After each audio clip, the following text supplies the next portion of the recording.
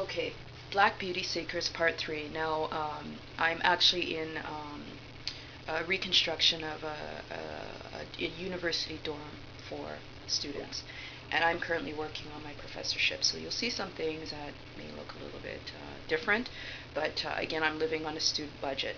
So part of the beauty regime is I actually just rinse my face off with water. Now, what about the person that doesn't even know anything about ecology or eco-chic? And this thing called ecology was actually developed by white men who, a lot of things were developed by white men who were very, very racist and misogynist against women. So, what does that mean? These were homosexual men who hated women.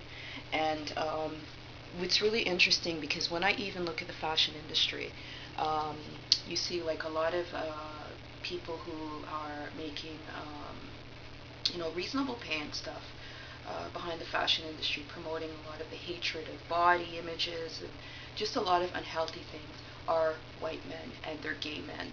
So they're misogynist, and this is how they actually promote their hatred of women, is through these images. Like Kate Moss, very sick-looking girl. You have Veronica Webb, excellent. What happened to her? Her face should be everywhere. And one thing I really like about Veronica Webb was that she actually talked about the bullshit in the modeling industry. You have Naomi Campbell, she's a token. Um, you have who else? There's one lady named Alec, and she's very, very dark skinned, very melanin rich. But she's not the only one in the world, and she should be speaking up and saying, you know what, okay, I've made my, and I'm still going to do it, but you know what, we need to open up the floodgates to get all the black women in the world involved in this industry. So she should be making some moves. So I don't know what she's doing either. So you have like these different classifications of even black women in modeling or high fashion or that kind of stuff. And you have the plantation Negroes and you have the house Negroes. And the house Negroes are the ones that would be like, for example, saying they look like me, but say, no, no, no, no, you see that black over there, let's try and fuck them up. That's a house Negro thinking. And then the plantation Negro is like, you know what, we're going to burn down the whole fucking system. And we're going to open up the floodgates. So you can say that I'm coming from a plantation perspective. So you have to integrate that plantation perspective into things like this. So I just did this, I showed you a spiritual cleanse.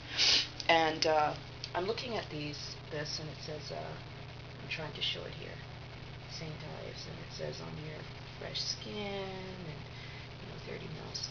So apparently this thing is actually, how did this end up in my stuff? Now I have certain things, Colgate. What exactly is that made from? Do I know what those chemicals are? Miss Myers, this is actually an eco type of hand cleanser. Now, this thing here, have you actually looked at the ingredients at the back? Okay, this is what it says. Look at it, wow, it's nice. You get fresh skin, oil-free, exfoliating. Well, this is good because it's made from apricot seeds. But then I look at the back and I see, okay, water, and then it's got another language, aqua.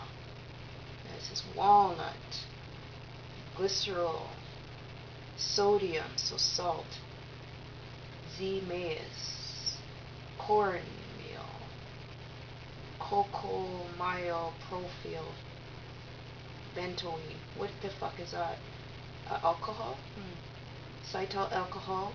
Then a PEG 100. And you have titanium dioxide. Sounds like some kind of gas. Polysodiate. And acetylated lanolin alcohol. Now, where do you get these things? How do they end up in your, where do you get these things? And how do they actually end up in your cabinet? Women, when they do this advertising to us, you got to look at this shit, because you know what? I'm gonna try this shit. This is what I decided to do.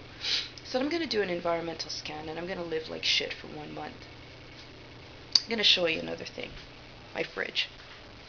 I said, what I'm going to do is I'm going to pretend I have no money, and you know what? I need access to good stuff. So, wasn't that I pretended, but I actually am a student. And what does a student have to go through? Well, very poor landlord. The light fixture just burnt out last night, so I'm gonna fill up my fridge with. I should actually divide it with shit stuff, packaged stuff, and fresh foods. And I usually have fresh foods in my fridge. So this is what my fridge looks like. I started eating this shit. You know what? The day after, I actually started getting pimples on my face. I don't get pimples. This stuff says it's halal. Sounds spiritual. However, why am I eating this? Do I even know that this is what it is? You know why? Because it's cheap. This was $1 something, and this was actually from a supplementary food program. This stuff here, this is actually a papaya, but this was actually non-organic. So this was actually bought in a store which caters to a lot of low-income individuals. So what exactly is in this thing creating the pimples? This is something that I found in my one of my fridge. I'm sorry. I stock up on stuff, and this is actually very good. This has electrolytes, and I'm gonna put it over here. So I'm gonna divide my fridge into crap and good stuff. Good stuff, spirulina. I actually make a smoothie each. I try and do different things. A smoothie where I take, for example, a nut milk, mix it with protein powder. This is pumpkin protein powder. Now the price of this is $35. Now if you're living on a student budget that's like $700 a month, you have to pay your rent, you have to pay for your nutrition. Why are you only getting $700 a month to pay for your nutrition? Something called this, I don't know if you can see it, Universal Declaration of Human Rights. One of the articles that had to be spelled out to people is that, you know what, people have the right to food.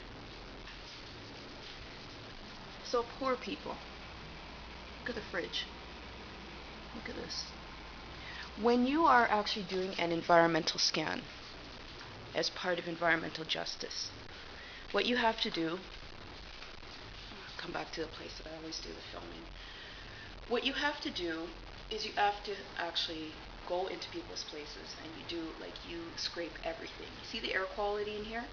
It can actually be measured. All you do is you get like a bag, and you go like this. You take the bag and you actually just swoosh it across. You hold the bag, tie it, you send it off to a place in California. They actually have a trailer where they can test what's in the air.